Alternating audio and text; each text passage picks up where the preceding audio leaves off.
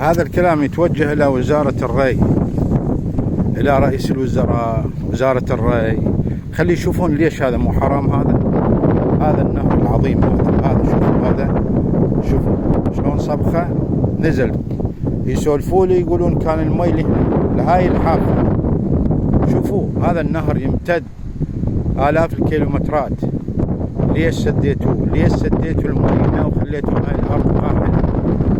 هاي العراق ما راح يكتفي ذاتيا بالزراعة. هاي آلاف ملايين الدوانة اللي موجودة هنا بسبب هذا النهر ماتت. كل شيء ما بيها، لا زرع لا أي شيء.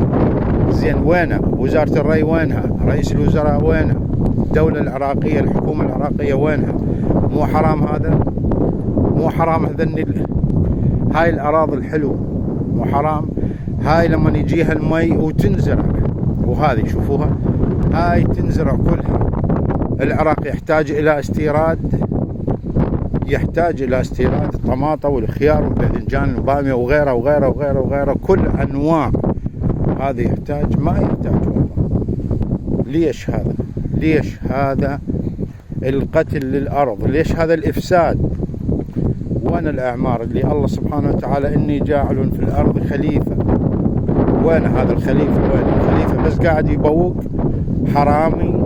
الخليفة بس حرامي يلم لهالدنيا. إيش قد راح يعيش 1000 سنة. حتى لو عاش 1000 سنة همة يموت، يعضل سنة ويموت وجهنم يولي. بس هاي الأرض، شوف هاي الأرض مو حرام هاي؟ حسبنا الله ونعم الوكيل، حسبنا الله ونعم الوكيل.